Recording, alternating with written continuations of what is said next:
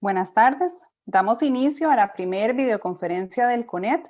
En esta oportunidad un poco diferente, ya que estamos realizando la transmisión de manera remota, cada uno desde la casa, en atención al llamado que nos hace las diferentes autoridades de permanecer en casa. Agradecemos al asesor nacional de estudios sociales, Jaime Ramos Torres, quien va a ser el facilitador el día de hoy. También saludamos a las personas que en este momento se encuentran en la sala de YouTube del área de videoconferencias, las cuales van a tener un espacio, van a tener un chat donde pueden al final de la presentación plasmar las dudas que tengan sobre la presentación. El objetivo principal de la presentación sería analizar algunas estrategias de mediación pedagógica de acuerdo a los cambios en los programas de estudios sociales y a la luz, por supuesto, de la transformación curricular. Y, por supuesto, también brindarle a los tutores de CONET estrategias de mediación que puedan poner en práctica dentro de la tutoría. De esta forma, entonces, damos inicio a la presentación. Muchísimas gracias a Paola, a Marlene, a Manuel, a Carla, que han hecho posible esta videoconferencia y por la invitación para conversar el día de hoy acerca de esta temática. Agradecerle desde luego a todos los compañeros y compañeras de estudios sociales que han tenido la gentileza de acompañarnos el día de hoy. Para mí es un placer, como siempre, poder conversar, colaborar en este tipo de espacios, hoy desde una modalidad virtual, desde nuestros hogares, debido a la situación lamentable que estamos viviendo a raíz del virus que nos afecta como sociedad, el COVID-19. En ese sentido, pues yo quiero enviar un mensaje de admiración, de respeto, de felicitación a nuestros compañeros y compañeras, directores, profesores, directoras, profesoras, compañeros que trabajan como conserjes, compañeros que trabajan en los comedores, que han hecho posible con su labor que muchos de estos alimentos lleguen a nuestros estudiantes, a las familias, y desde luego todo el conjunto de la institucionalidad pública costarricense que ha hecho una tarea excepcional para enfrentar esta situación que vivimos. El día de hoy, como anunciábamos, vamos a estar analizando el concepto de la estrategia de mediación pedagógica en el contexto actual del programa de estudios sociales y con las reformas que han existido en cuanto a las plantillas de estudios sociales, a la plantilla de planeamiento. El objetivo de esta charla es pues comprender algunos elementos teóricos, metodológicos, pero sobre todo pragmáticos, aplicados a lo que debe ser el proceso de la elaboración de las estrategias de mediación pedagógica. En ese sentido, pues vamos a dar inicio con algunos elementos conceptuales.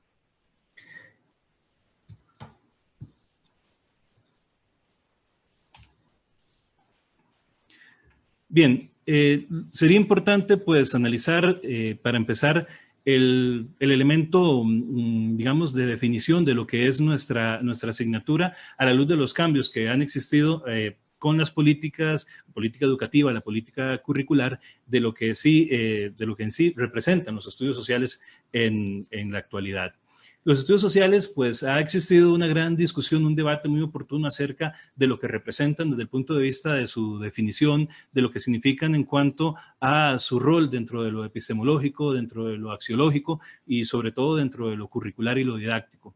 Los estudios sociales los comprendemos hoy en día como una asignatura que dentro del currículo oficial del Ministerio de Educación Pública de Costa Rica integra una serie de ciencias que le aportan conocimientos, saberes, producto de sus investigaciones y sus avances, pero que se operacionalizan para una intencionalidad pedagógica, para una intencionalidad formativa, la cual es formar estudiantes, personas, seres humanos solidarios, humanistas, que busquen desarrollar transformaciones en la sociedad para generar un bienestar común que se va a lograr a través del desarrollo de una serie de habilidades. Siendo así, los estudios sociales van a estar integrados por, dos ciencias preponderantes como tradicionalmente lo han sido, la historia, la geografía, los aportes de la educación cívica, pero también los aportes de las ciencias sociales y también el aporte de muchas ciencias, incluso naturales.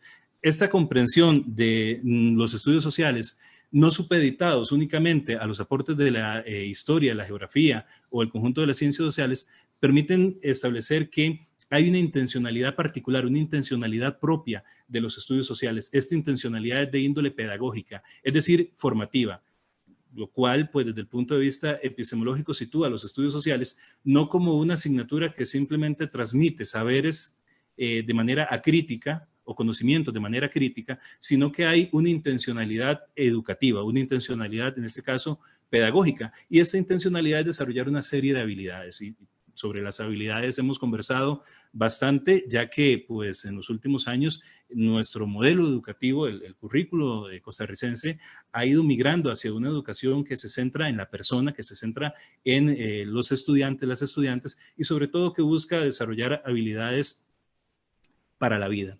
En ese sentido, los estudios sociales vienen a jugar un papel determinante en direccionar, llamémoslo así, estos saberes propios de la geografía, de la historia, de las ciencias sociales y las ciencias naturales hacia el desarrollo de estas habilidades. Bien, nuestro objetivo el día de hoy es analizar en sí qué significan, cómo definimos, cómo comprendemos y sobre todo cómo llevamos a la práctica las estrategias de mediación pedagógica. Entonces, vamos a partir de los documentos oficiales del Ministerio de Educación Pública y de investigaciones que se han hecho en distintos espacios, vamos a tratar de elaborar una definición simple de lo que son las estrategias de mediación pedagógica. Básicamente, las estrategias de mediación pedagógica consisten en una descripción específica, detallada, de actividades de índole didáctica para lograr desarrollar un proceso de aprendizaje. Estas actividades didácticas se caracterizan por plantearse de manera secuenciada, estar concatenadas, deben ser graduales. Aquí vemos la importancia de todas las teorías del desarrollo, las teorías del aprendizaje que nos permiten ir comprendiendo cómo es que nuestros estudiantes van elaborando, van construyendo este proceso de aprendizaje y responden a los momentos del programa de estudio.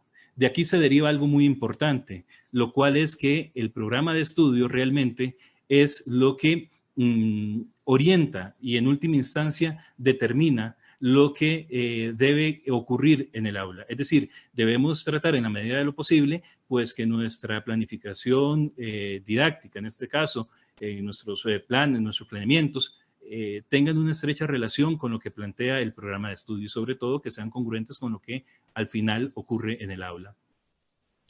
Esas estrategias de mediación pedagógica deben ser variadas, deben tener en cuenta los estilos y ritmos de aprendizaje de nuestros estudiantes. Y aquí, para ir adelantando uno de los temas que vamos a tratar hoy, cuando hablamos de estilos y ritmos de aprendizaje, hablamos de un elemento de diversidad en la manera en que las personas, en que nuestros jóvenes aprenden. Es decir, debemos intentar y establecer estrategias de mediación pedagógica que posibiliten incorporar, incluir a todas las personas, indistintamente de sus habilidades, sus estilos de aprendizaje, pues debemos generar espacios que realmente pues, nos incluyan a todos y a todas. Esto tiene mucha relación con el DUA, de lo cual vamos a hablar más adelante.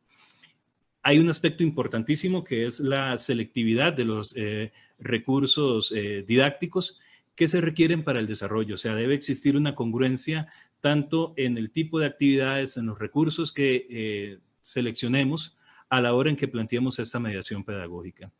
Y sobre todo, en el caso del programa de estudios sociales, van a propiciar el desarrollo de criterios de evaluación que son los que orientan este proceso y ahora, a través de la plantilla que recientemente se aprobó, también el elemento curricular denominado indicador del aprendizaje esperado, que va a terminar de orientar cuáles son esos procesos que se deben desarrollar en el aula como tal. Bien, hay una frase del Consejo Nacional de Estudios Sociales en Estados Unidos que se ha planteado que habla sobre la definición de lo que implica un proceso de mediación pedagógica, una estrategia de mediación pedagógica.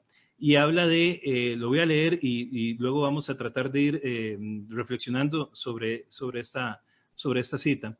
Proveer estrategias y actividades que enganchen a los estudiantes con ideas significativas, Ahí el elemento de enganchar nos lleva a un ámbito emocional, de interés, de lo que realmente debe significar desde el punto de vista de la realidad del estudiante, del interés del estudiante, nuestras actividades, con ideas que sean significativas, que los motive a conectar lo que están aprendiendo con el conocimiento de ellos. Siempre la base, y esto los y las compañeras de evaluación han insistido en esto, de la evaluación diagnóstica, de la valoración sobre el conocimiento previo que poseen nuestros estudiantes, porque es la base sobre la cual nosotros debemos elaborar estas estrategias de mediación, que son a la larga también un ejercicio de investigación. Es decir, cuando nosotros elaboramos estrategias de mediación pedagógica, las vamos a poner a prueba, las vamos a examinar y vamos a valorar realmente cómo funcionan, y a partir de ahí tomamos decisiones que pueden pues hacer ajustes, cambiarlas o incluso optar por otras. Realmente lo que nos promueve este tipo de actividades es que los estudiantes analicen problemáticas actuales, piensen de manera creativa y críticamente, que es una de las habilidades, y en esto los estudios sociales, pues es una de las asignaturas que propicia el pensamiento crítico, así como el aplicar este aprendizaje a nuevas situaciones. Esto es lo que realmente debemos intentar, que este conjunto de actividades pues realmente se logren tener un elemento pragmático. Es decir, que de alguna forma logremos llevar no solamente del ámbito teórico o abstracto de lo que ocurre en el aprendizaje, en el aula, sino a la realidad, a las comunidades, a las familias, a las instituciones. Eso es muy importante. En ese sentido, la mediación pedagógica, para seguir en esta etapa, en esta primera etapa conceptual, implica pues una serie de desafíos, de retos para las personas docentes.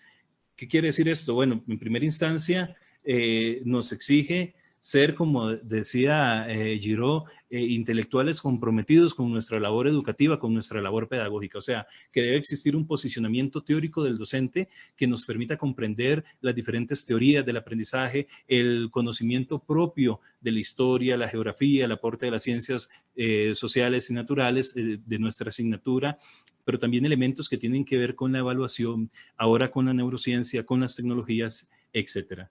Es un proceso educativo que debe estar centrado en el estudiante como núcleo, como razón de ser, junto al profesor, junto al docente, a la docente. El estudiante son las personas protagonistas de este proceso. Es decir, son las personas sobre las cuales debe centrarse nuestra intencionalidad, nuestra actividad educativa. Otro elemento importante es la diversificación de los escenarios educativos. Esto lo hemos señalado. No solamente el aula es el lugar en donde se genera el proceso de enseñanza y aprendizaje. Hoy, gracias a las tecnologías o los diferentes escenarios, las giras, los museos, el ir a caminar cerca de la institución, a la montaña, al campo, podemos diversificar estos escenarios. La idea es entender que en todo momento podemos aprender y que esto es fundamental en esta elaboración del proceso de planeamiento didáctico. Otro elemento importante es la incorporación, el uso de las TICs. Y aquí siempre hemos insistido en un elemento muy importante, que es que este uso pedagógico de las tecnologías de la información y la comunicación debe estar supeditado al elemento pedagógico. Es decir, no es utilizar la tecnología por utilizarla. No es que la innovación consista en incorporar una herramienta tecnológica, que está muy bien. Lo importante es que exista un proceso reflexivo, que exista un proceso vamos a ver, de supeditar el uso de la tecnología a una finalidad, a una intencionalidad pedagógica, que eso es lo más importante.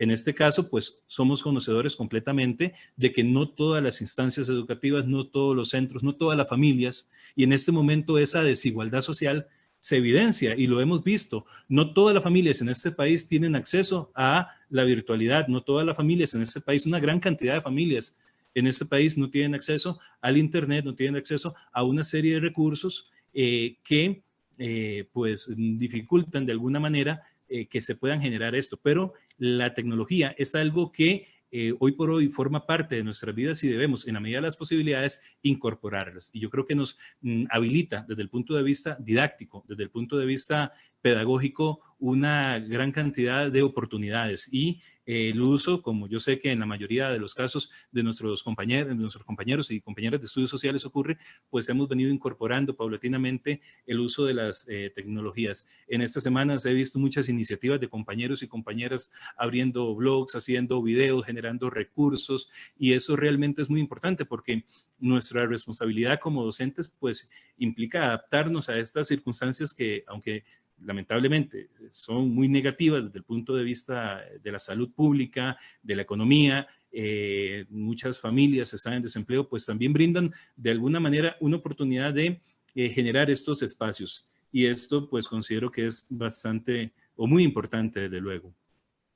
Bien, en cuanto a los aprendizajes que se deben generar a través de de las estrategias de mediación pedagógica en los estudios sociales en general y de luego en el contexto de la modalidad del CONET en particular, implica que nuestros aprendizajes, los aprendizajes que se construyan, que se generen, sean significativos, es decir, que exista un vínculo emocional, un vínculo realmente que relacione la vida del estudiante con esos saberes. Deben buscar ser integradores en el sentido de que logren conjuntar los aportes de las ciencias estructurantes de los estudios sociales, de la historia, de la geografía, de las ciencias sociales, de las ciencias naturales, o sea, que realmente busquen de alguna forma integrar estos conocimientos, estos saberes para una comprensión integral del mundo, porque el mundo en el que vivimos no es un mundo que esté atomizado, que esté dividido, no es un mundo integral, y la realidad a nuestros estudiantes se les presenta de una forma holística, de una forma integrada. Es decir,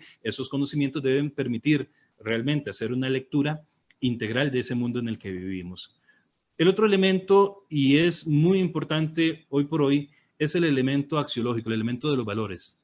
Es decir, nosotros no debemos contentarnos simplemente con que nuestros estudiantes dominen el conocimiento acerca de procesos históricos, elementos geográficos, sociales, geopolíticos, sino que realmente esos aprendizajes contribuyan para que sean mejores personas, para que a la hora en que tengan que tomar decisiones en su cotidianidad, en su institución, con sus compañeros y compañeras, con sus familias, pues de alguna forma logren realmente tener siempre claro valores que los guíen para tomar las mejores decisiones.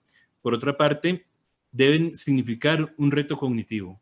Realmente debe buscar sacar a nuestros estudiantes de esas zonas, llamemos, de confort, digamos, de lo que se sabe, sino retarlos. El estudiante, nuestros jóvenes, son personas realmente que disfrutan cuando se les plantean retos, desafíos a nivel de investigación, de indagación, de poner en cuestión lo que ellos saben, y realmente, pues en este caso, las estrategias de mediación pedagógica son fundamentales que tomen en cuenta esta situación. Y de la mano con este aspecto, pues el elemento de lo activo, lo participativo, lo democrático, o sea, que involucre realmente a nuestros estudiantes en que ellos elaboren, indaguen, construyan, reelaboren, comuniquen los saberes que se construyen, porque no es simplemente, y esto se ha discutido mucho, de que nuestros estudiantes transcriban en una prueba memorísticamente una serie de conocimientos o saberes. Lo importante es realmente que ellos puedan apropiarse de ese conocimiento elaborando productos creativos. Hay una gran diversidad de alternativas didácticas, sociodramas, el uso de las tecnologías, videos, pueden hacer un sinnúmero, cuentos, narrativas, poesías, etc. Realmente lo importante es que en todo momento el papel protagónico en cuanto a la participación de nuestros estudiantes sea significativo, sea activo. Bien, hay algo que tal vez es muy básico y que pues yo estoy seguro que la mayoría de nuestros compañeros y compañeras de estudios sociales pues manejan, pero creo que no está por demás hacer un repaso de ciertos elementos básicos que una estrategia de mediación pedagógica debe contemplar. Y aunque tal vez consideremos que estos elementos pues no sean tal vez importantes repasar o que no tienen tal vez implicaciones pues en cuanto a otros elementos de análisis pedagógico, pues realmente sí lo tienen. Cada uno de estos elementos, cuando nosotros leemos una estrategia de mediación pedagógica, nos dicen mucho del posicionamiento filosófico, ideológico, político en el sentido amplio del término, epistemológico, didáctico, curricular. Se evidencia si se están desarrollando las finalidades del programa de estudio, las finalidades de la política educativa. Básicamente, una estrategia de mediación pedagógica hemos considerado que debe tener al menos 5 elementos fundamentales que permiten orientar esa valoración. En primer lugar, los sujetos que intervienen, el estudiantado, si trabaja en forma individual, si trabaja en forma colectiva, colaborativa, la persona docente, si tiene un papel más de, en ocasiones, de dirigir, ¿por qué no el proceso? En otros momentos serán los estudiantes los que asuman el rol directivo de la situación, y ojalá en las más de las veces, pero esto nos dice del posicionamiento pedagógico y epistemológico, o sea, la manera en que se sitúa al estudiante como sujeto activo que autorregula su aprendizaje. La selectividad de las actividades. La actividad es otro elemento, una actividad que tenga congruencia con los demás componentes, que realmente pues permita el desarrollo de las habilidades, de los saberes, de los aprendizajes. Estas actividades o técnicas que muchas veces utilizamos deben ser congruentes con el contexto de nuestros estudiantes, con sus conocimientos previos, con la realidad en la que ellos viven y sobre todo con la intencionalidad pedagógica que se persigue a la hora de establecer esos procesos. El elemento cognitivo es realmente el nivel o la finalidad en cuanto a lo que a lo que se quiere que haga el estudiante. Es decir, si con una actividad nosotros vamos a comparar, analizar, diferenciar, si vamos a determinar, si vamos a identificar, pues eso nos permite establecer la congruencia que existe entre la estrategia de mediación pedagógica y, por ejemplo, elementos como el criterio de evaluación, los aprendizajes esperados, el desarrollo de habilidades. Por supuesto, el contenido, otro de los elementos fundamentales, que es el saber propiamente, que es atinente a la asignatura, en este caso de los estudios sociales, y finalmente la selectividad de los recursos didácticos, que como decimos, pues pueden incorporar recursos didácticos que posibiliten que los estudiantes se comuniquen entre sí, que tomen decisiones, que lleguen a consensos, o bien que incorporen el uso de la tecnología, las habilidades relacionadas con la comunicación, el respeto, el apoyo mutuo entre ellos a la hora de poder desarrollar algún producto creativo. Eso creo que es muy importante. Teniendo en cuenta esta situación, podemos ver, y yo siempre digo que no, la palabra, pues no me gusta utilizar la palabra ejemplo, porque no es realmente como un ejemplo, un modelo a seguir, sino más bien como una propuesta susceptible de toda crítica y sobre todo de mejorarla, porque realmente esa es la idea. Y no es una propuesta para que se plantee de que esto es lo que se debe hacer, sino que nos permita tal vez identificar en esta primera etapa los elementos que integran pues estos componentes o estos elementos de la estrategia de mediación pedagógica como tal. Aquí podemos ver, partiendo de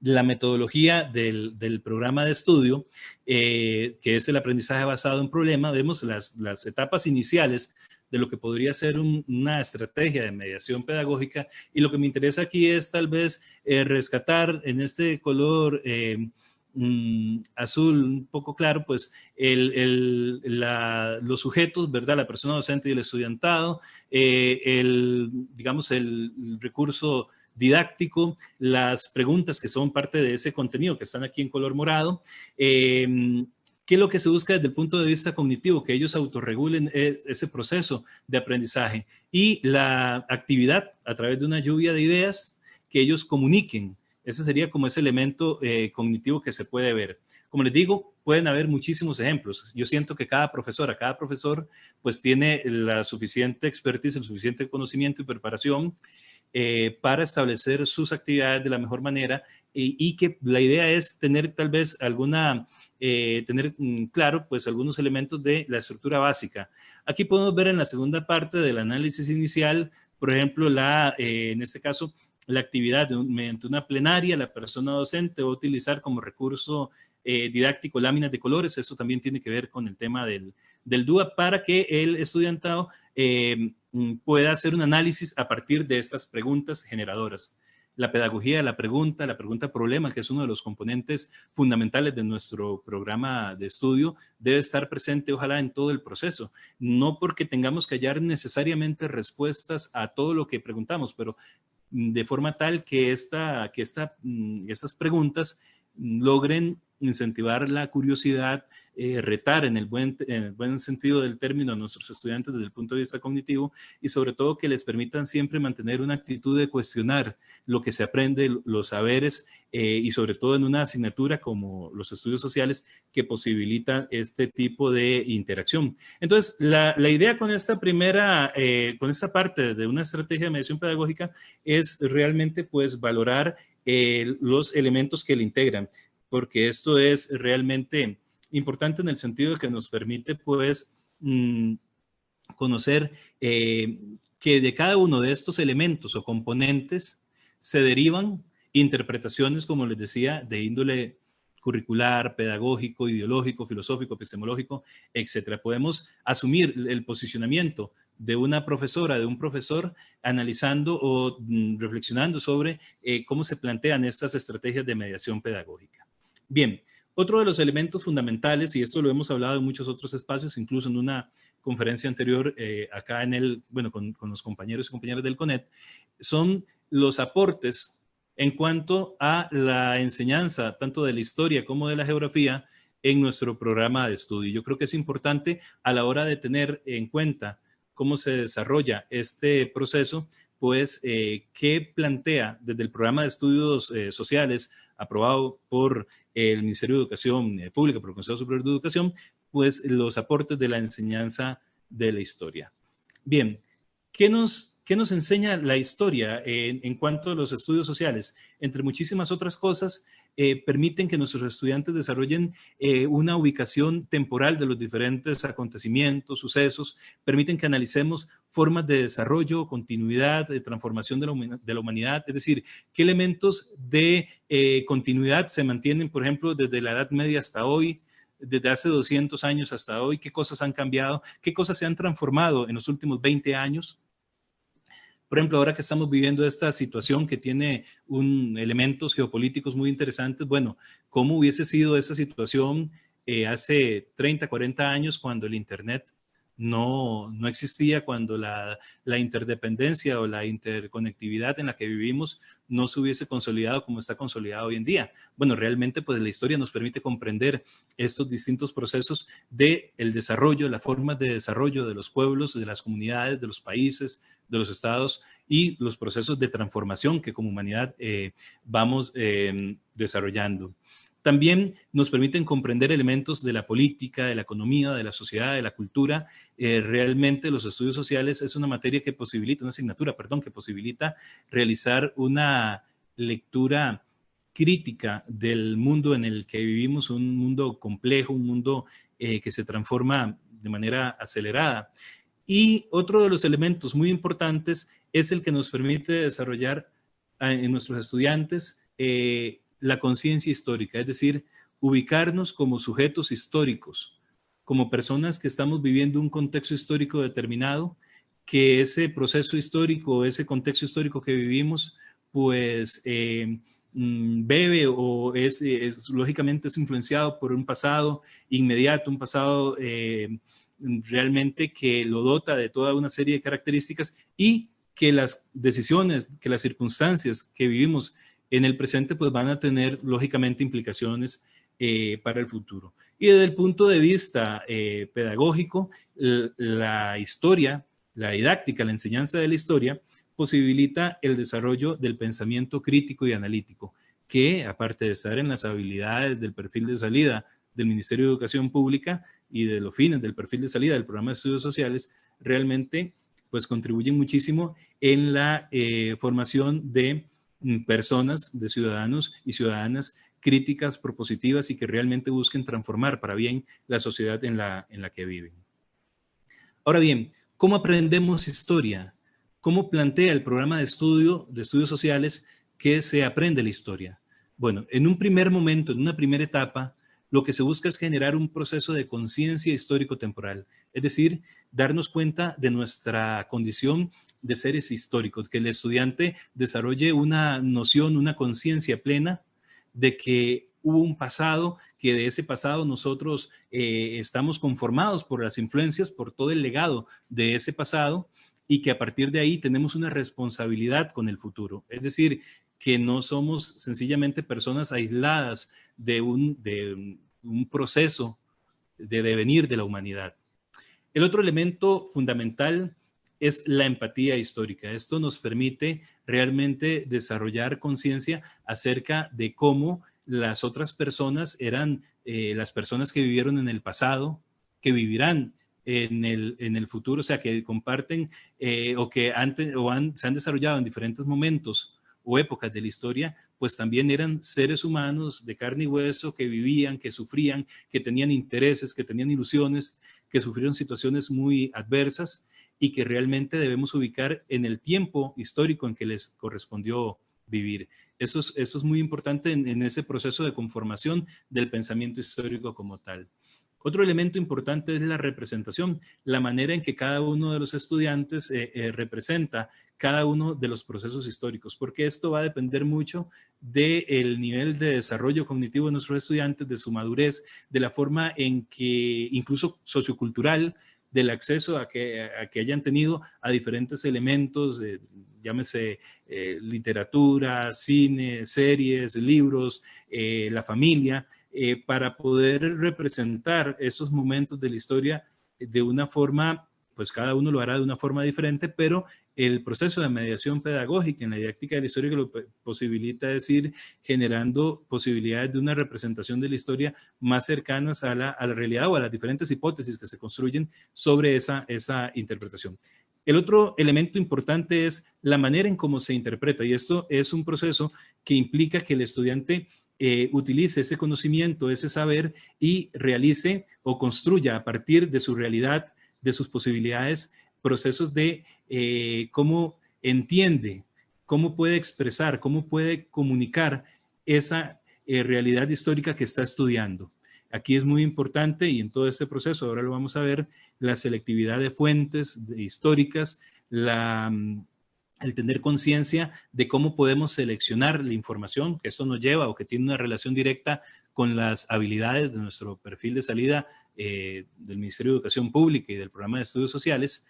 Y finalmente, todo esto conlleva al desarrollo de un pensamiento histórico integral, que es lo que lo propician los programas de estudios sociales, en este caso, pues el de tercer ciclo y educación diversificada, que es lo que hablamos.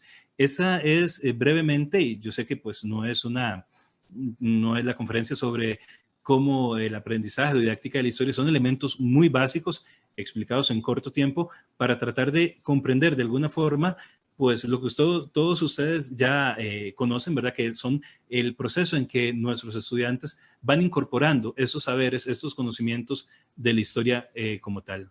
Ahora, desde el punto de vista de lo didáctico, ¿cómo nos plantea el programa de estudio que se debe enseñar la historia?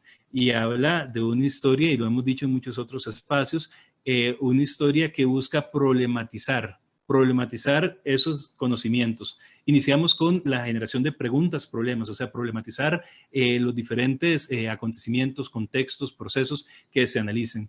Es muy importante siempre generar una serie de espacios para que nuestros estudiantes puedan ir definiendo, ir construyendo definiciones acerca de los conceptos básicos de la temática que se está desarrollando. Es decir, que se logre tener un lenguaje común con respecto a lo que se está analizando. Si estamos hablando de la Edad Media, bueno, va a haber una serie de conceptos específicos sobre ese proceso histórico que nuestros estudiantes deben tener en cuenta. Es muy importante incorporar esto en las estrategias de mediación pedagógica. El otro elemento es la indagación en fuentes, la selectividad, el acceso que se tenga a las diferentes fuentes de información, fuentes históricas. Esto realmente, pues, primero que todo, que la indagación es una de las habilidades que se busca desarrollar en todo el proceso de enseñanza y aprendizaje en nuestro currículo como Ministerio de Educación Pública, y por otra parte que nos permite desarrollar habilidades propias de el aprendizaje de la historia. Otro elemento fundamental es el análisis y contextualización, es decir, elaborar interpretaciones, elaborar formas de representar, contextualizar estos aprendizajes a la realidad de nuestros estudiantes, al momento en el que ellos viven, a las comunidades, a los contextos, etc. Y finalmente, que posibiliten espacios para la argumentación, para la comunicación, es decir, partimos de una problematización de los procesos históricos, de la enseñanza de la historia, para poder llegar a que el estudiante sea capaz de comunicar, de expresar, de acuerdo a lo que comprendió, o sea, a la apropiación que ha realizado de ese conocimiento y que puede llevar a a su vida, no solamente al salón de clase, sino que realmente es un aprendizaje significativo. Bien, en cuanto a la enseñanza de la geografía, igual haremos un repaso breve en cuanto a los aportes de la geografía en este programa de estudios sociales. La geografía, al igual que la historia, pues nos permite elementos de ubicación, en este caso de ubicación espacial, nos permite la posibilidad de identificar diferentes entidades geográficas, contextos geográficos, paisajes geográficos, que es importante tener en cuenta en cuanto a su interacción con las diferentes sociedades. Nos permite también caracterizar estos ambientes físicos, humanos y sociales tan importantes en la comprensión del mundo en el que vivimos, la relación, el impacto, las consecuencias que tienen nuestras acciones como sociedad y también nuestras decisiones y acciones individuales en el espacio, en el ambiente en el que vivimos. Busca estudiar procesos y problemáticas geográficas y humanas. Una de las críticas que se ha hecho del programa es la ausencia de elementos específicos de geografía física o de ciertas habilidades, eso lo hemos hablado en muchos otros momentos, pero realmente el abordaje de la geografía en el programa es una geografía para la sostenibilidad, una geografía con un carácter más humanista, porque se parte de que en otros espacios, en caso de primaria, se han desarrollado estas habilidades del conocimiento de cartografía, pero que bueno, siempre está susceptible a la crítica y al debate, y eso pues es parte de nuestra labor como educadores, criticar, analizar, debatir todos esos temas. El otro aspecto importantísimo es la incorporación de las tecnologías de la información geográfica, los sistemas de ubicación geográfica, de cómo se realizan estos análisis para el uso pedagógico. Existen una gran cantidad de herramientas tecnológicas, de aplicaciones que nos permiten poder incorporar estas tecnologías en nuestros procesos de mediación pedagógico. No en todos los contextos se podrá hacer, pero es algo que es muy importante y que permite a nuestros estudiantes, incluso en ocasiones hasta en tiempo real, ubicar espacios, conocer distintas sociedades, distintos contextos geográficos. Y finalmente, un elemento que tiene estrecha relación con lo que hablábamos de la historia y de la ubicación como sujetos históricos es la solidaridad diacrónica, o sea, la solidaridad con las personas que van a vivir el día de mañana. O sea, nosotros estamos tomando hoy en día decisiones en nuestra sociedad, en nuestro mundo, que a nivel del ambiente, a nivel del calentamiento global, del cambio climático, pues tienen repercusiones que no solo nos van a afectar a nosotros, sino que también van a afectar a las personas en el futuro. Y esta solidaridad, que es un elemento axiológico, que es un elemento que tiene que ver con la ubicación del estudiante como sujeto histórico, es muy importante que en los espacios de mediación pedagógica, que en las estrategias de mediación pedagógica se tome en cuenta. Hablábamos de que la educación geográfica, desde la Declaración de Lucerna, desde la Agenda 2030, los Objetivos del Desarrollo Sostenible, promueve una educación que busque despertar la conciencia sobre la realidad que vive nuestro mundo, que vive nuestra sociedad en cuanto al clima, al calentamiento global, a la responsabilidad de nuestras decisiones, y no solamente nuestras decisiones individuales, sino nuestras decisiones sociales y políticas. La idea es que si se forma a nuestros estudiantes, se forman nuestros estudiantes en un contexto de una geografía crítica, el día de mañana puedan tomar decisiones también críticas que sean compatibles con la generación de un espacio, de un mundo sostenible, sustentable en todo su desarrollo económico como tal. La educación geográfica para la sostenibilidad implica una serie de elementos también importantes que debemos considerar. Bueno, primero que todo, que es una educación geográfica transformadora. Es una educación geográfica que no se contenta con transmitir una serie de conocimientos, de saberes, sino que lo que promueve realmente es que haya una transformación de la sociedad. Y esa transformación de la sociedad inicia con la transformación que a nivel individual, que a nivel de los grupos de clase puedan tener nuestros estudiantes. Busca desarrollar o busca, digamos, posicionar un ser humano capaz de reconocerse y relacionarse de manera armónica con el mundo en el que vive. Una persona que sea creativa, que sea crítica, que participe en los diferentes procesos, que se involucre en su institución, que se involucre en su comunidad como tal. Y también busca generar conciencia y acciones, como lo hemos venido señalando, en cuanto a la situación del cambio climático. Esta es una visión interaccionista entre el concepto de geósfera y de sociósfera, es decir, del mundo como un lugar digamos, natural, como un sistema natural, y también como un sistema social, es decir, como un mundo en donde la especie humana tenemos una enorme responsabilidad en cuanto a lo que ocurre en nuestro planeta como tal. De ahí pasamos a cómo realizamos cómo se construye ese aprendizaje de la geografía como tal. Aquí, en ese sentido, vamos a partir también desde lo didáctico de la geografía y empezamos a ver similitudes con respecto al proceso de enseñanza de la historia.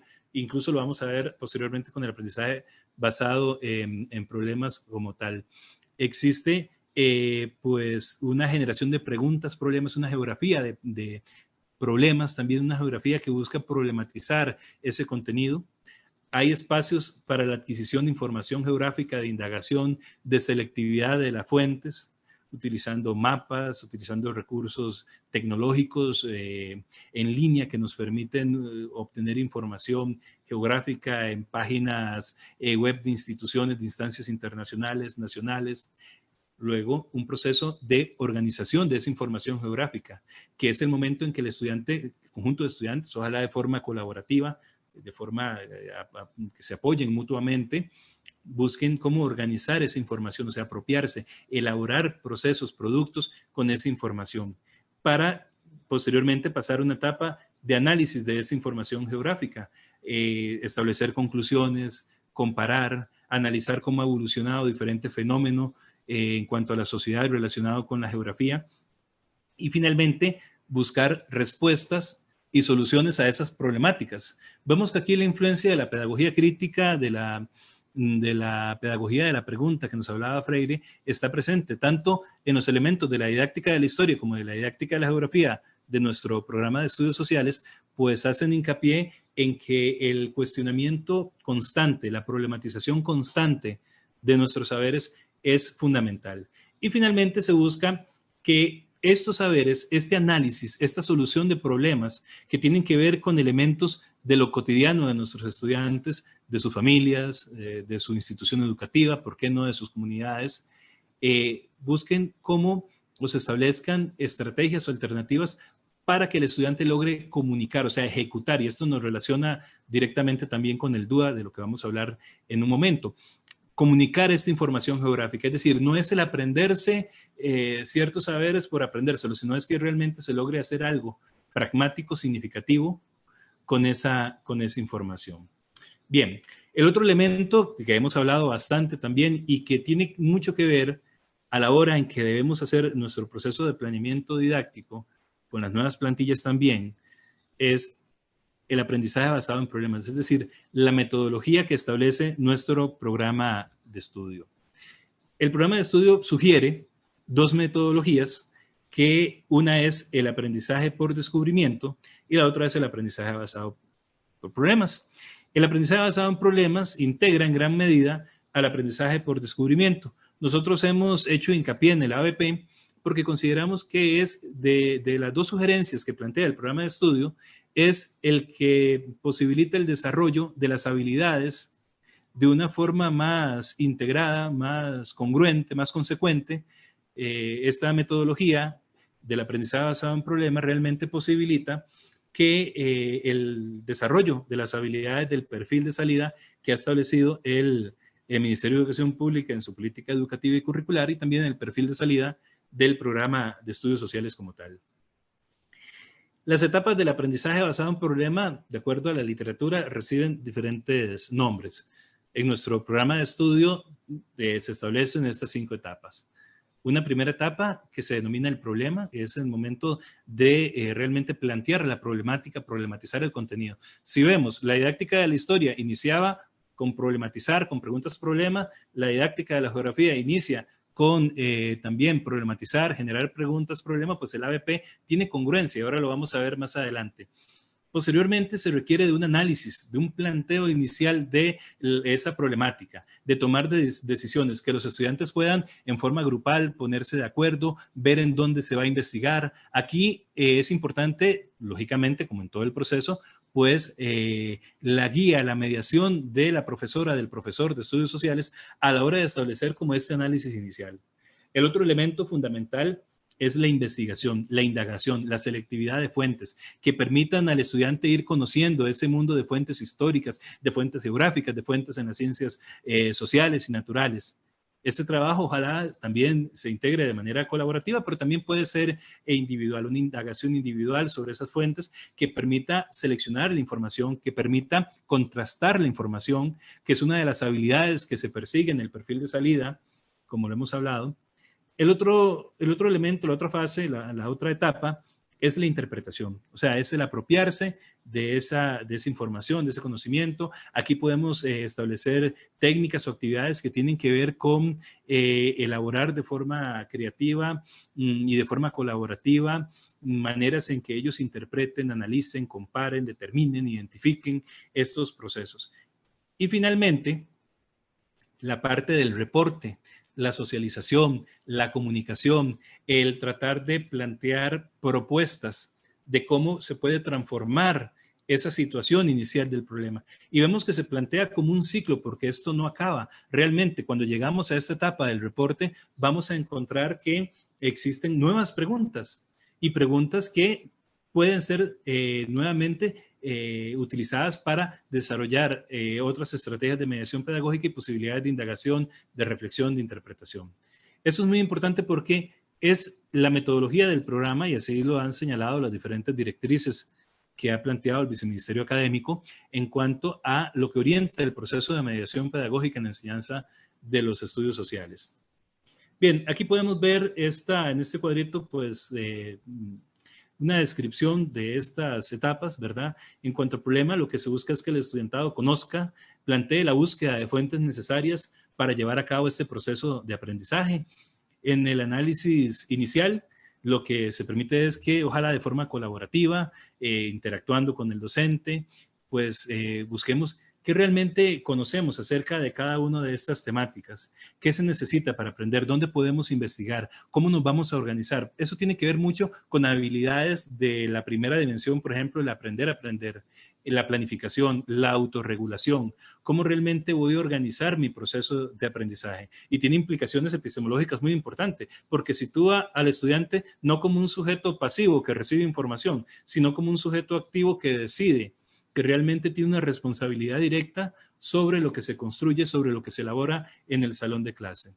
La otra etapa, como lo hablábamos, la investigación, busca que de manera individual o colectiva el estudiante seleccione fuentes a las que tenga acceso. Realmente, pues eso va a depender mucho del lugar en donde se viva, del contexto, de las posibilidades de tiempo, de toda una serie de características que cada uno de los y las profesoras de estudios sociales, que en definitiva, son las personas que deciden.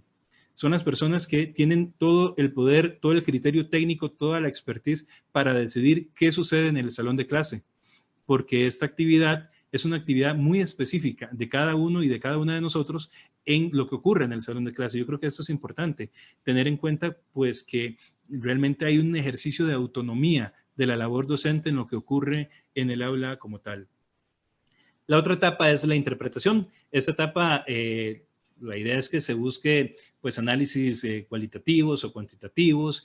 Realmente aquí debemos tener un elemento muy importante a tener en cuenta, es la congruencia con el nivel cognitivo del estudiante, la manera en que ellos puedan describir, explicar, comparar, analizar, realizar procesos de síntesis de acuerdo al nivel en que se encuentren cada uno de ellos. Y finalmente el reporte lo que busca es que el estudiante ejecute, elabore una comunicación, ojalá creativa, propositiva, crítica de la temática que se analiza en cada espacio.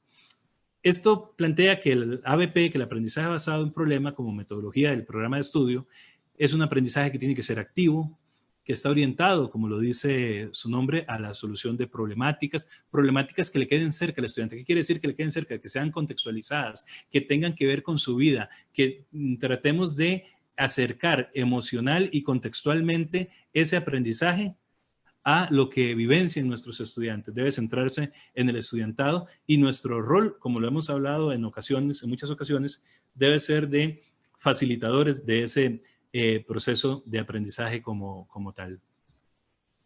Aquí podemos ver en el ejemplo, con este ejemplo vamos a trabajar en esta charla, bueno, ver las diferentes etapas. Hemos visto, bueno, en la etapa del problema, lo que se busca es plantear las preguntas, ¿verdad? En este caso, pues, el docente utilizará una presentación, pero quien dice presentación puede ser láminas, o sea, aquí hay una diversidad de opciones en cómo representar esos nuevos saberes, esas nuevas preguntas, para que los estudiantes logren autorregular, tomar decisiones. ¿Qué se sabe de esto? A través de una lluvia de ideas se plantean las preguntas. Nuestro programa de estudio en cada unidad de trabajo tiene una serie de preguntas problema. Estas preguntas problemas en esta primera etapa es importante que se tomen en cuenta. Posteriormente, en el análisis inicial, de forma plenaria, el docente va a utilizar láminas de colores y va a presentar una serie de preguntas incluso más específicas. Estas preguntas, la idea es que los estudiantes, como una especie de diagnóstico, traten de contestarla para que podamos ir determinando los conocimientos previos, valorar qué realmente conocen, cuáles son los intereses. ¿Por qué? Porque eso nos permite tomar decisiones en cuanto a las motivaciones, en cuanto al contexto que viven nuestros estudiantes. Aquí realmente pues se deben determinar elementos también de selección de fuentes, de indagación, de cómo se va a estructurar como la gran estrategia para abordar esa problemática, ese conjunto de preguntas generadoras que en un inicio pues planteamos. Posteriormente, la etapa de indagación, de investigación, lo que buscan es que en este caso se plantea la posibilidad de que busquen en Internet conceptos referentes al cambio climático, al efecto invernadero acentuado, y que a partir de ahí construyan un diccionario pictórico. Pero como les digo, estos son simplemente propuestas. Aquí lo importante es entender, digamos, que debe existir una etapa de investigación, de indagación, que nuestros estudiantes logren encontrar, seleccionar diferentes fuentes para empezar a construir y posteriormente interpretar. En esta etapa de la interpretación, a modo de ejemplo, vemos que ellos van a elaborar un cuadro comparativo acerca de las características de cada uno de estos, del efecto invernadero natural y el efecto invernadero acentuado, y la relación que tienen con el cambio global. Posteriormente, en plenaria se van a discutir esta relación que existe y se puede utilizar también el visionado de un video. Yo no puse cuál video, cualquier video, ustedes lo seleccionan, cada persona pues, o de leer una ficha, un artículo, en fin, cualquier material didáctico que nos pueda sustentar de alguna forma la información necesaria para hacer una interpretación. Y recordemos que esta parte tiene que ver con el nivel cognitivo de nuestros estudiantes. Es importante que lo que se establezca aquí tenga estrecha relación con el criterio de evaluación, con el aprendizaje esperado, con el indicador del aprendizaje esperado ahora en la nueva plantilla, para lograr socializar esta información. Y finalmente el reporte, que es la parte en donde se comunica, se socializa y se busca transformar el contexto del estudiante, ya sea a nivel individual, a nivel del grupo de clase, de la institución, ¿por qué no de su familia, de su comunidad? Aquí se plantea, por ejemplo, que en sus grupos y de forma colaborativa los estudiantes presentan un noticiero y que lo graben, si se puede, sino simplemente que se presente acerca de describan las razones que propician un efecto invernadero acentuado en la sociedad contemporánea, ¿verdad? Se pide que utilicen tecnologías móviles o los recursos didácticos que se cuenten en ese momento. El estudiantado luego socializa, ya sea con el centro educativo, con el salón de clase, Estas decisiones, como les digo, son no ejemplos, son propuestas, son alternativas. Lo importante es entender, digamos, como las fases, la secuencia y sobre todo la conciencia y la intencionalidad de la estrategia de mediación pedagógica para el desarrollo de las habilidades. Bien, otro de los temas, que aunque es un tema que data de mitad de la década de los 80, se ha venido discutiendo en los últimos años en nuestro sistema educativo y que a partir de la política curricular y educativa recientemente aprobada y de este programa también de estudios sociales, es el diseño universal del aprendizaje. ¿Cómo podemos relacionar el diseño universal del aprendizaje con los estudios sociales? Vamos a intentar hacer de toda humildad una explicación muy básica, porque no es nuestra área, no nos especializamos en este tipo de temas, pero desde lo que tiene que ver con los estudios sociales, ¿cómo podemos entender el DUA? ¿Qué significa el DUA y qué se espera que hagamos en la realidad del aula, en nuestros distintos contextos, con el diseño universal del aprendizaje como tal? Vamos a tratar de ir incorporando algunas estrategias en un momento contextualizadas al CONET, pero ahorita estamos haciendo como un planteo general de lo que implican estas estrategias. Bien, el contexto mundial digamos, el gran paraguas en donde se ubica esta intencionalidad en nuestro sistema educativo, lo podemos, o uno de los referentes más cercanos es el Foro Mundial sobre Educación del 2015, la declaración de Incheon, que hablaba de la educación 2030, ¿verdad? Hacia una educación inclusiva y equitativa de calidad y un aprendizaje a lo largo de la vida para todos y para todos. O sea, realmente la inclusión debe ser o es uno de los principales referentes o metas de nuestra actividad en la mediación pedagógica. Y eso es muy importante. En el caso específico del CONET, realmente la posibilidad que le brinda el CONET como modalidad a muchísimas personas que por diferentes razones socioeconómicas, historias particulares de cada una de las familias, ha tenido que abandonar el estudio durante muchos años y que ahora se incorporan gracias a la oportunidad y al esfuerzo que hacen nuestros compañeros y nuestras compañeras y todo el aparataje institucional del CONET como tal, pues realmente busca que se incluyan. Las actividades que podemos hacer en cuanto a la incorporación o la inclusión desde la modalidad a distancia y a veces con elementos también de una educación virtual que posibilita el CONET, los vamos a ver a continuación. Vamos a brevemente hacer una reseña, un breve repaso del origen histórico del concepto de diseño universal. El diseño universal surge en el contexto, sobre todo toma fuerza en el contexto de los años 80 a través de Ronald Lawrence Mace. Ronald Mace plantea esta categoría conceptual debido a una circunstancia que él vive en carne propia. Él entró a estudiar a la Universidad Estatal de Carolina del Norte, a estudiar arquitectura, y realmente pues en un primer momento tenía que pasar las noches, no podía estar en las habitaciones que tenía la universidad porque no tenían, por ejemplo, rampas. Como vemos, él es una persona que utiliza silla de ruedas, y entonces que esta situación realmente de la infraestructura de la universidad limitaba sus oportunidades, o sea, no era inclusiva.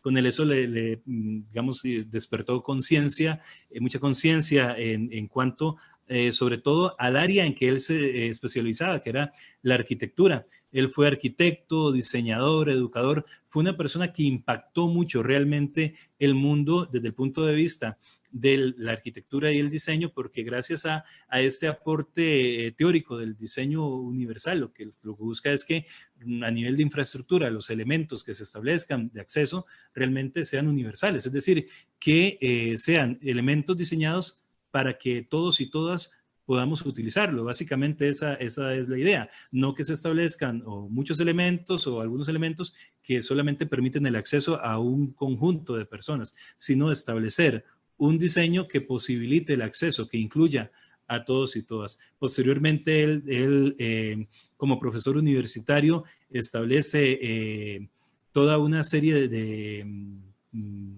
planteamientos con respecto a lo que debe ser la arquitectura inclusiva.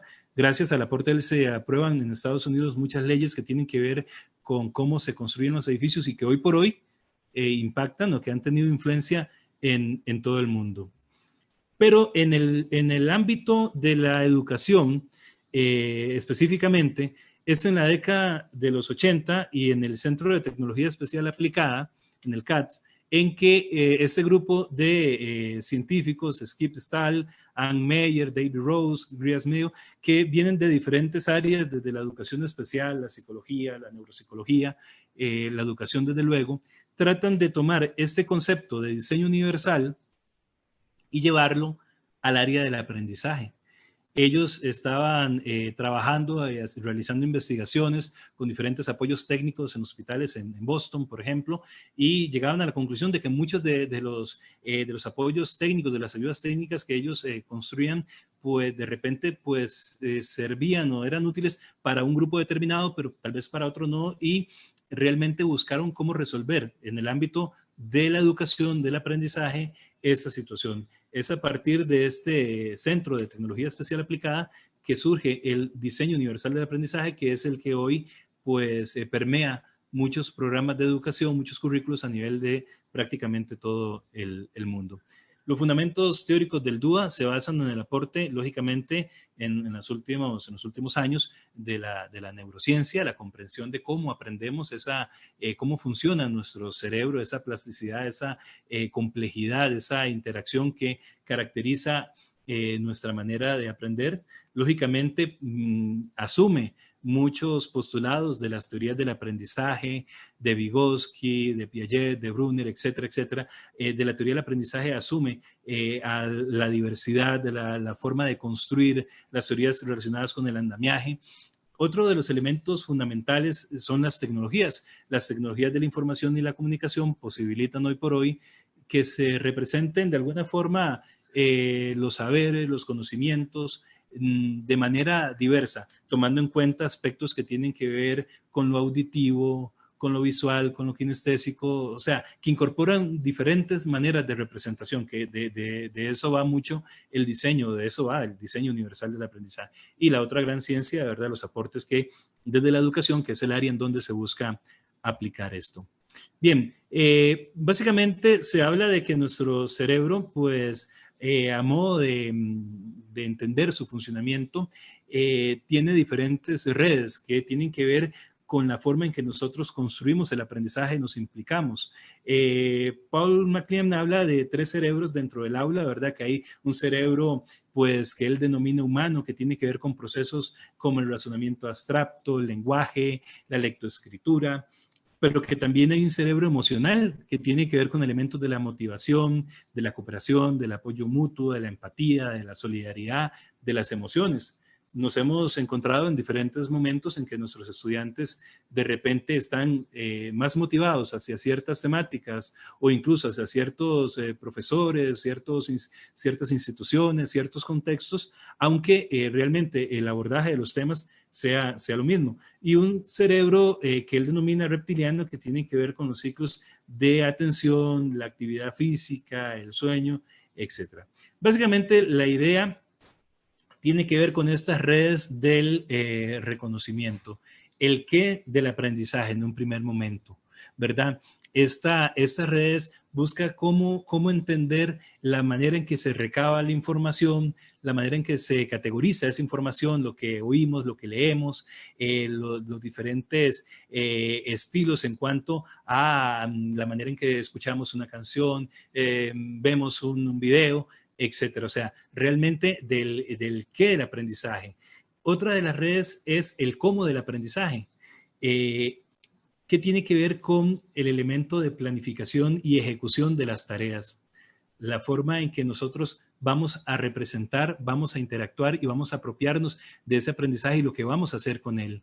Y finalmente, las redes que tienen que ver del porqué del aprendizaje, donde los estudiantes se comprometen emotivamente, emocionalmente, y que tiene que ver con la manera en que se vinculan con el aprendizaje. Entonces, realmente tenemos como a modo de un esquema para entender de alguna forma lo que implica esta dinámica compleja del cerebro humano, porque no es que funcione de manera aislada, sino que esto funciona todo al mismo tiempo y en el salón de clase pues es imposible decir, bueno, estamos haciendo actividades solo que tienen que ver con las redes del reconocimiento o las redes estratégicas, no, sino que en todo momento se vinculan, simplemente que de manera explicativa a través de un modelo, pues se busca realmente explicar cómo es que ocurren estos procesos.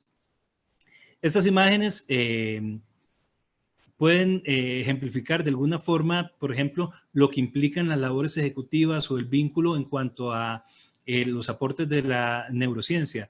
Es decir, nos explican, por ejemplo, el funcionamiento del cerebro humano después de estar sentado y después de una caminata o una actividad física. Vemos que la actividad neuronal incrementa muchísimo después de simplemente hacer alguna actividad física.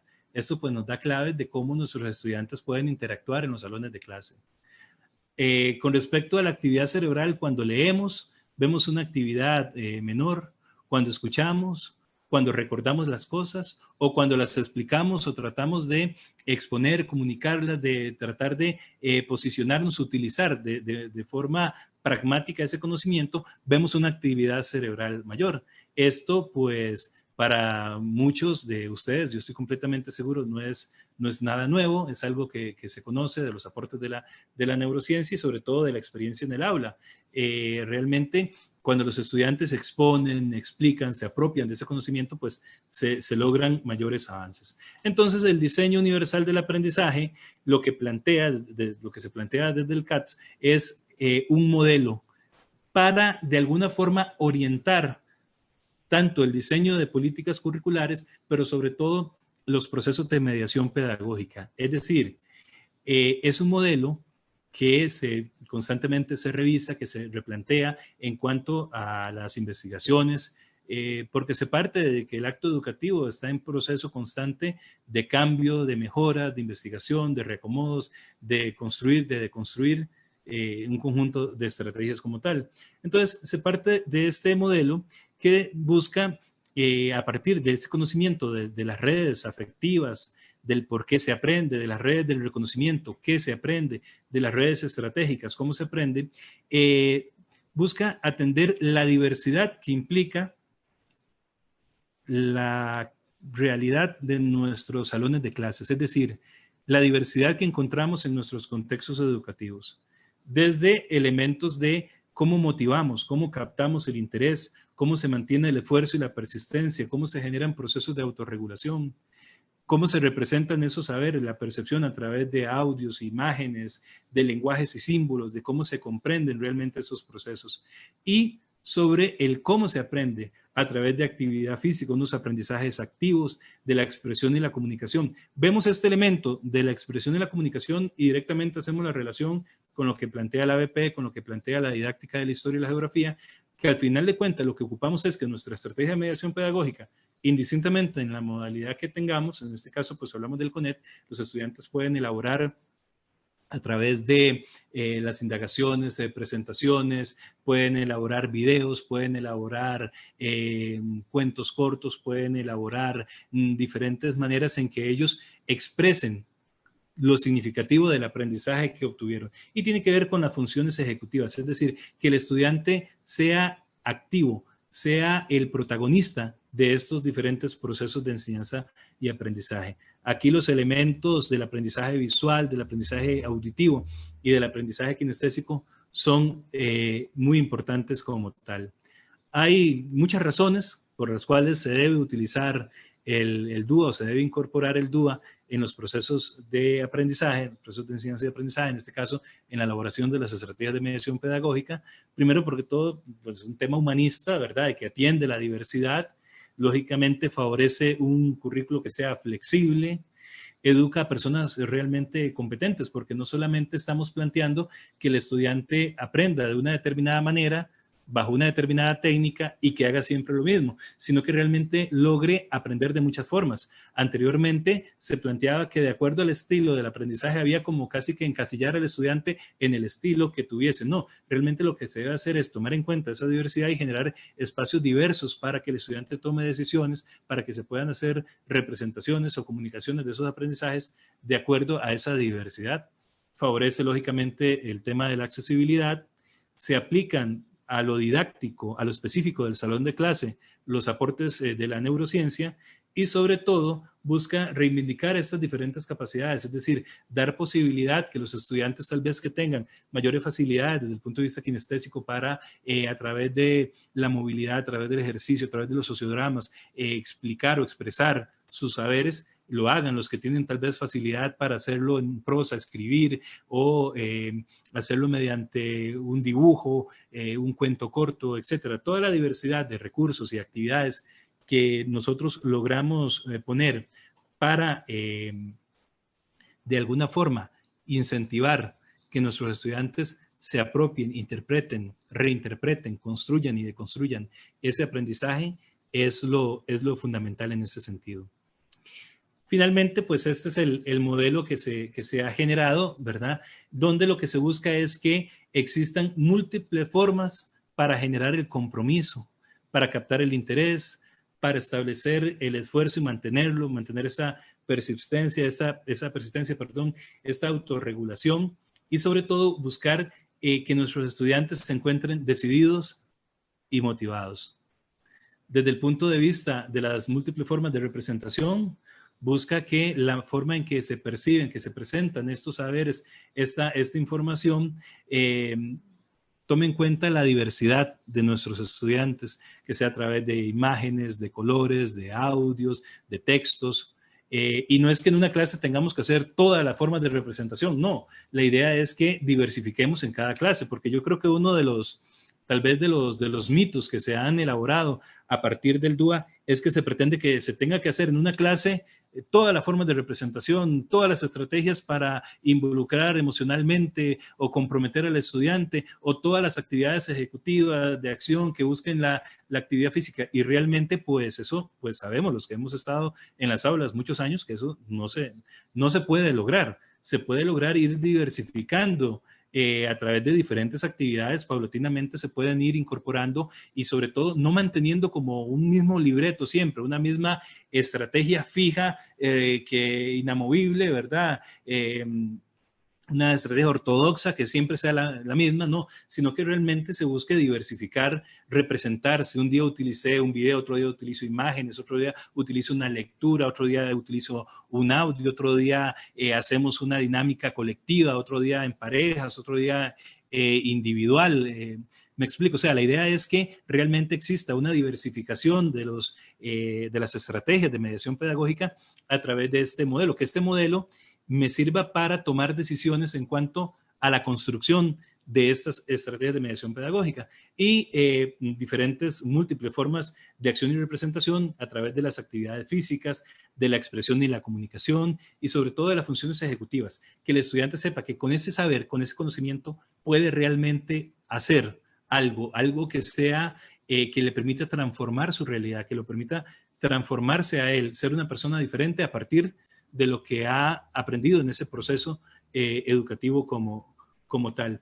Nosotros hicimos en Huellas, que es el podcast que hacemos con la intención de colaborar en el proceso de difusión científico, académico, de los estudios sociales. Hicimos hace poco un programa con el doctor Mario Segura Castillo, que él sí es un experto, no como yo, sí es un experto en el tema del DUA. Él es asesor nacional en apoyos educativos. Ustedes pueden escuchar este podcast, lo hemos compartido y lo vamos a estar compartiendo también con las compañeras y los compañeros del CONET como tal.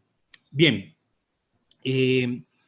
ahora bien, después de analizar los aspectos conceptuales de lo que implican los estudios sociales, de lo que es una estrategia de mediación pedagógica, de los aportes de la didáctica de la geografía, de la didáctica de la historia, el ABP los aportes del DUA, vamos a, se pueden generar muchas preguntas, pero realmente lo que es significativo es buscar la manera de simplificar esta situación en cuanto a lo que es nuestro proceso de mediación pedagógica. Es decir, pueden surgir preguntas en el sentido de cómo son muchas cosas que hay que hacer.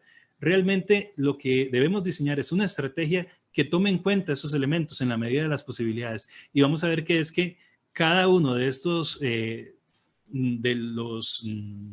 las etapas, de las fases o de los aportes, y lo podemos ver en este cuadro comparativo,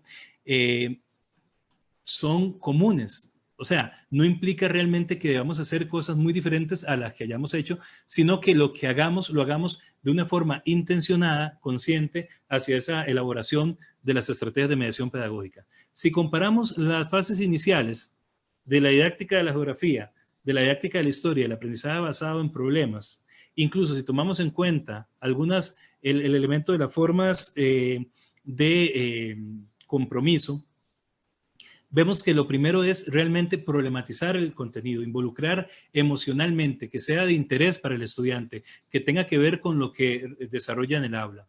Posteriormente, vamos a un análisis inicial de conceptos básicos, de adquisición de la información, en donde se plantea como la gran estrategia para hacer eso, la manera en que propiciemos esta representación de la información.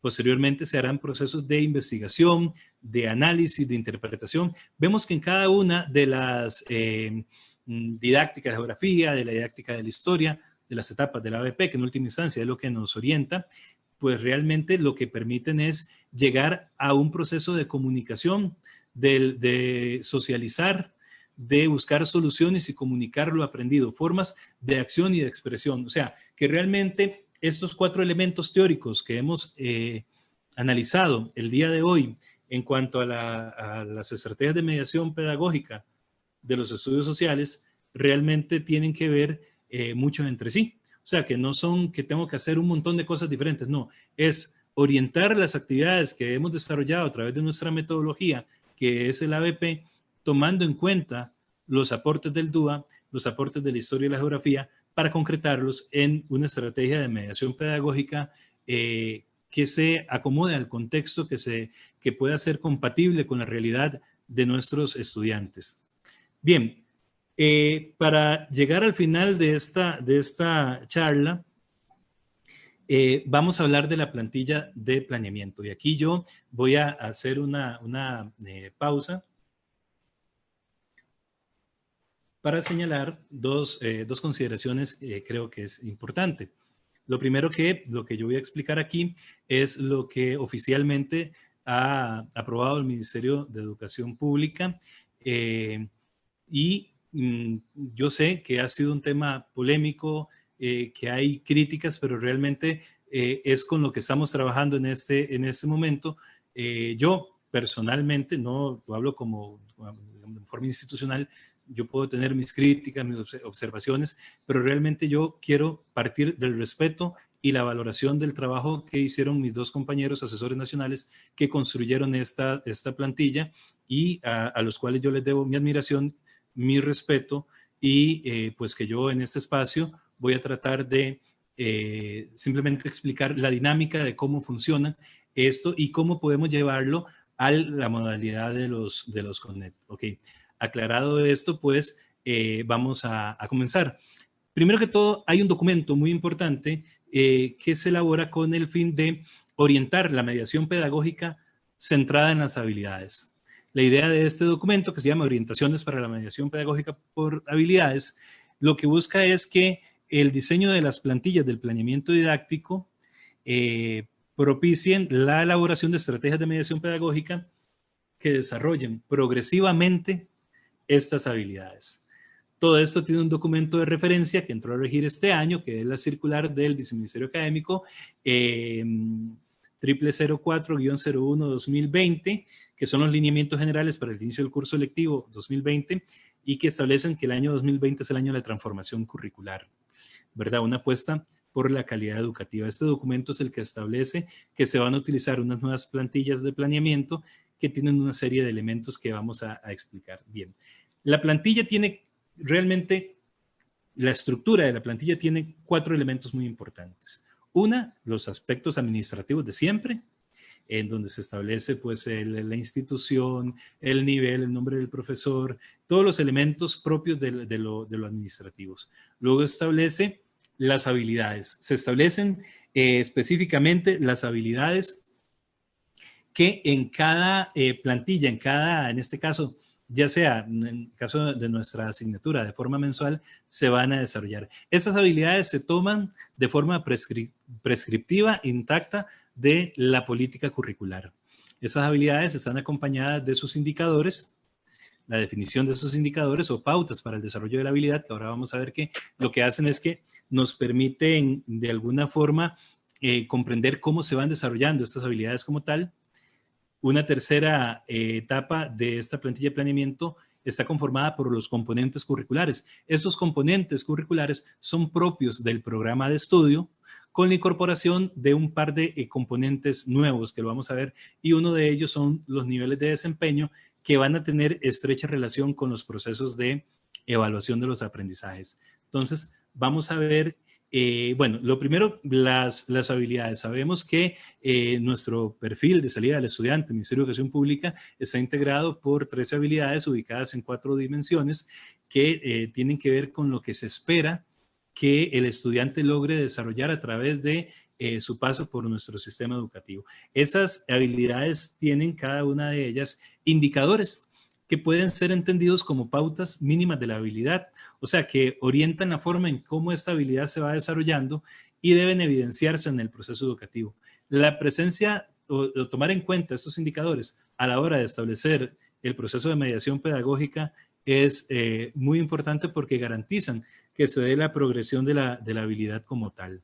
Bien, aquí tenemos la plantilla. Bueno, el primer elemento, lo que hablábamos, el elemento administrativo, el elemento de las habilidades, que esto se transcribe. En el caso, pues, de nuestro programa trae el eje temático, el tema integrador, la unidad de trabajo como tal, que es la que se va, con la cual vamos a trabajar en el mes específico en el que estemos, y se plantean las habilidades que se van a desarrollar. La idea es que la elaboración de las estrategias de mediación pedagógica tome en cuenta estas habilidades a través de los indicadores. Es decir, por ejemplo, si vamos a desarrollar el pensamiento sistémico, vamos a desarrollar actividades que busquen que los estudiantes logren determinar patrones dentro del sistema, entender la causalidad de los componentes de ese sistema e incluso generar modificación y mejoras al sistema. Esta etapa, por ejemplo, este indicador, esta pauta de la habilidad, ¿cuándo la podríamos desarrollar en el ABP? Por ejemplo, en la última fase, cuando hablamos del reporte, cuando hablamos de que se pueden dar propuestas, de que el estudiante comunica cómo realmente hacer una mejora, una situación determinada en su institución educativa, en su familia, en su comunidad, etc. Por otra parte, tenemos los componentes curriculares. En el caso de estudios sociales se tomó en cuenta el aprendizaje esperado del programa, que todos ya lo conocemos, son los conocimientos o saberes, los aprendizajes últimos de cada uno de los temas generadores de cada periodo, de cada trimestre, por decirlo así. Se construyó, esta es la novedad, una de las novedades, se construyó el indicador del aprendizaje esperado, que junto al criterio de evaluación que ya estaba, que se establece en el programa de estudio, permiten operacionalizar el proceso de la elaboración de las estrategias de mediación pedagógica. Y estas estrategias de mediación pedagógica y este indicador del aprendizaje esperado van a tener una relación directa con los niveles de desempeño, que lo que permiten es, de alguna forma, identificar la progresión y poder identificar esa progresión del estudiante en el desarrollo de los distintos indicadores del aprendizaje esperado de la habilidad. Esto pues puede sonar un poco complejo, pero realmente debemos tomar en cuenta que en la forma en que realicemos el proceso de planeamiento didáctico, la elaboración de las estrategias de mediación pedagógica, debemos tomar en cuenta 4 elementos que vamos a ver más adelante, vamos a ver a continuación. Con respecto al indicador del aprendizaje esperado, ¿qué es? ¿Cómo se define? ¿Cómo se construyó? ¿Y qué rol viene a jugar? Bueno, como les dije, este no es el espacio de mi parte. Yo no voy a plantear ningún tipo de observación o crítica, pues no es el espacio. Pero el indicador del aprendizaje esperado corresponde a conductas observables que lo que buscan es que nosotros tengamos acceso a información para valorar cómo se han ido desarrollando las habilidades a través del programa de estudio, o sea, a través de los elementos curriculares de nuestro programa de estudio, llámese el aprendizaje esperado, llámese el criterio de evaluación. Y ellos describen de forma precisa y comprensible un único aspecto por observar. Esta es la definición que se establece en los documentos oficiales del Ministerio de Educación Pública en cuanto a lo que es el indicador del aprendizaje esperado como tal. El otro elemento novedoso en esta plantilla son los niveles de desempeño, que vienen de cierta forma a sustituir los indicadores que antes construíamos nosotros como docentes en el planeamiento didáctico. Ya ahora vienen construidos a través de niveles de desempeño. Son descripciones del progreso alcanzado por el estudiante y se plantean en 3 momentos, como inicial, intermedio y avanzado. Permite de alguna forma ubicar el proceso, la progresión del estudiante con respecto al desarrollo de estas habilidades. Es decir, tiene un enfoque más cualitativo en la ubicación de cómo va el estudiante y nos permiten tomar decisiones de cómo ajustar nuestro proceso de mediación pedagógica a la hora en que vemos cómo nuestros estudiantes empiezan a avanzar en estos niveles del desempeño como tal. Están integrados por una acción, un constructo y un contexto, que son los elementos fundamentales para valorar esta progresión del estudiante. Aquí lo podemos ver en la plantilla, pues tenemos los aprendizajes esperados que junto con el criterio de evaluación y las pautas o los indicadores de cada una de las habilidades generaron, como decir, la materia prima para elaborar estos indicadores del aprendizaje esperados. Esos indicadores en muchos casos integran criterios de evaluación porque se plantea que la cantidad de criterios de evaluación, y eso lo hemos compartido siempre, la cantidad de criterios de evaluación del programa en muchas ocasiones realmente sobrepasa las posibilidades reales de que se desarrollen en un contexto, en un tiempo determinado. Y yo creo que desde la autocrítica, pues es algo que en un determinado momento se debería repensar, la cantidad de criterios. No obstante, lo hemos determinado en otros espacios, en diferentes regiones con las que hemos tenido oportunidad de trabajar, que realmente el elemento que establece el tiempo es la estrategia de mediación pedagógica y la forma en que yo puedo vincular esos criterios. No obstante, sí, por ejemplo, de mi parte soy consciente de que la cantidad de criterios de evaluación es algo que se debe revisar. Desde un primer momento lo planteamos. Ok, volviendo a la dinámica de la plantilla, reitero, se plantea el aprendizaje esperado, las habilidades y sus indicadores, los criterios de evaluación, y aquí incluso se plantean las preguntas problema porque son muy importantes. Ya lo vimos en las fases del aprendizaje basado en problema, que son las que deben orientar todo el proceso. Son el planteamiento que nos debe permitir establecer las estrategias, las técnicas, las actividades a la hora en que busquemos dar respuestas a estas problemáticas y que los estudiantes logren construir propuestas que realmente logren transformar esta situación. Aquí vemos, por ejemplo, los indicadores, los componentes curriculares, perdón, donde se presentan los aprendizajes esperados, los criterios de evaluación y el indicador del aprendizaje esperado. En este caso, este indicador del aprendizaje esperado integra estos 3 criterios de evaluación y establece sus niveles de desempeño, inicial, intermedio y avanzado. La idea es que a partir de esos elementos se establezca la estrategia de mediación pedagógica que tome en cuenta estos elementos. Y realmente se ha generado algún tipo de debate en función de que si la estrategia de mediación pedagógica debe desarrollar específicamente cada uno de los niveles de desempeño o puede integrarlos en actividades en donde se permite observar el desarrollo de cada uno de los cuales. Yo soy de este segundo criterio. Yo pienso que no necesariamente deben desarrollarse específicamente, sino que pueden estar integrados de forma global en una técnica o actividad didáctica que me permita a mí ubicar al estudiante en cada uno de estos niveles. Entonces, partiendo de esta plantilla, lo importante es tener en cuenta que la estrategia de mediación pedagógica debe tomar en cuenta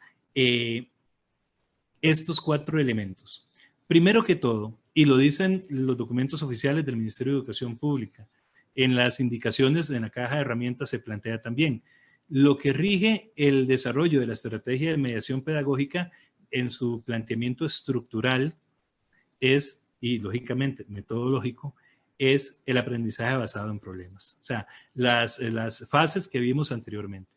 El otro elemento que es determinante en una educación centrada en habilidades es tomar en cuenta las habilidades y los indicadores. Es decir, aquí lo vamos a ver nuevamente en la plantilla. Estos elementos, pensamiento sistémico, patrones dentro del sistema, vida y carrera, incluso los podemos ver en la parte en donde se plantean las habilidades específicamente, donde se plantean cada uno de los indicadores o pautas de esta habilidad. Yo las debo tomar en cuenta, esta habilidad y estos indicadores o pautas del desarrollo de la habilidad para lograr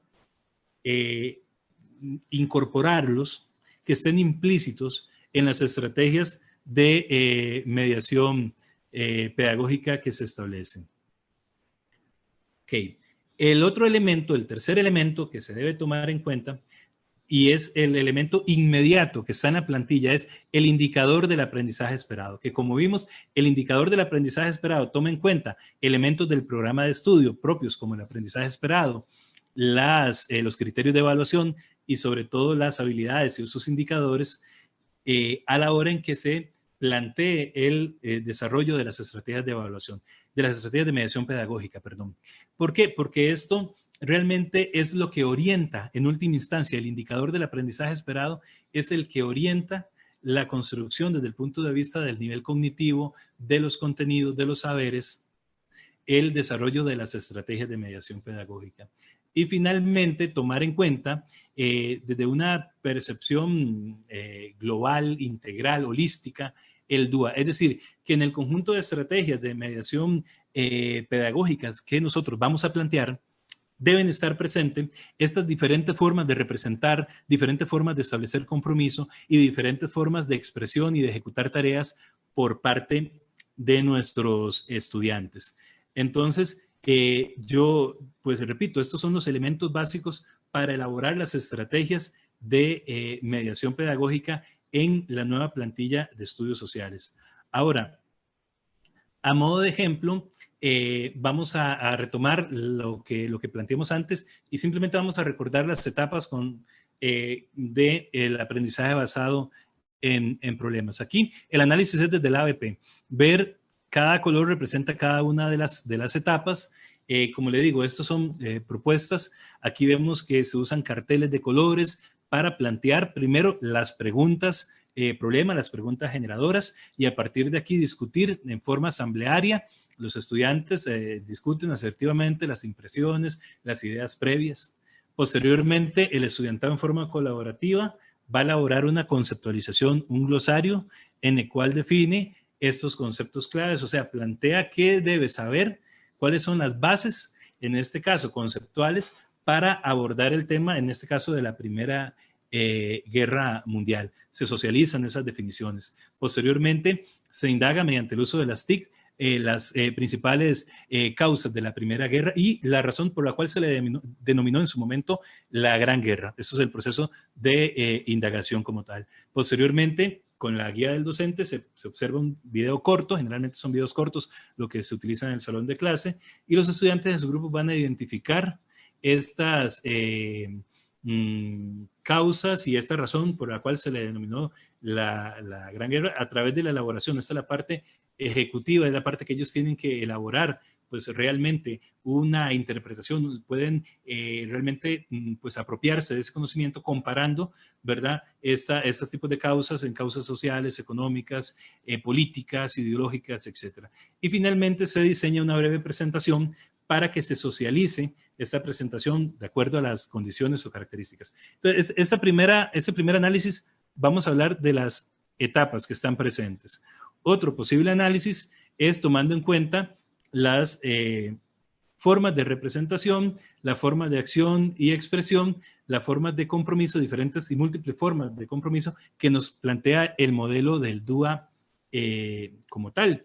En este sentido, creo que es muy importante tener la conciencia y la intención de que no es que yo tengo que seguir un orden como plantea este modelo, no, sino que la estrategia, cada una de las estrategias de mediación pedagógica, ojalá tenga en cuenta estas constantes formas de comprometerse, de comprometer a nuestros estudiantes, de captar su interés, de mantener el esfuerzo y la persistencia, de posibilidades de autorregulación, en el caso de la representación, de la forma de percibir, de la manera en que se representan el lenguaje, los símbolos, la comprensión, y desde las tareas ejecutivas, cómo se expresan, cómo se apropia realmente y cómo se comunican esos saberes. Aquí, en la misma estrategia, vemos en colores pues la forma de representar, la manera de involucrar a través de problematizar las tareas, sistematizan la pizarra, socializan en forma creativa sus definiciones, la parte más, llamémoslo así, de tareas ejecutivas. Entonces, la idea es que vemos que en una misma estrategia, yo creo que esta es una de las ideas que me interesaría comunicar el día de hoy, es que no es que tengamos que hacer muchas estrategias o diferentes estrategias para incorporar el DUA, para tener en cuenta el ABP y sobre todo para tener en cuenta el indicador del aprendizaje esperado y las habilidades del programa. ¿Por qué? Porque si yo soy consciente que desarrollo las etapas del ABP de una forma correcta, participativa, que el estudiante tenga en cuenta la manera en que se representan, las múltiples formas en que se representan estos saberes, voy a lograr determinar pues la forma en que nos vamos a apropiar de estas, como decirlo así, fuentes de la elaboración de estrategias de mediación pedagógica, tomando en cuenta elementos desde los componentes básicos que las integran hasta elementos que tienen que ver con la metodología, con la didáctica de la historia y la geografía, con el DUA como elemento referencial importante a la hora de desarrollar el proceso educativo y sobre todo aterrizadas en un contexto curricular didáctico específico como las plantillas de planeamiento. Esta breve charla digamos que intentamos pues en este espacio, que agradecemos muchísimo la paciencia, la gentileza de escuchar esta charla, lo que pretende es, primero que todo, establecer la metodología, comprender que no es que debemos hacer cosas que nunca hemos hecho, sino hacer las cosas que nos han resultado en la didáctica de los estudios sociales, tomando en cuenta o siendo todavía más conscientes y de forma más intencionada de lo que plantea el programa de estudio en cuanto a la estrategia de mediación pedagógica. Yo sé que las dudas que puedan surgir en cuanto a la implementación de la plantilla, difícilmente en 2 horas, en 1 hora y media se van a subsanar. Para eso necesitaremos tiempo y el trabajo excelente que realizan nuestros compañeros en cada una de las regiones, pues es lo que va a permitir llevar esto con éxito. De mi parte, pues agradecerle mucho a Paola, a Marlene, a los compañeros que hicieron posible esta videoconferencia, y quedo a sus órdenes para las preguntas que tengan a bien hacer. Muchísimas gracias.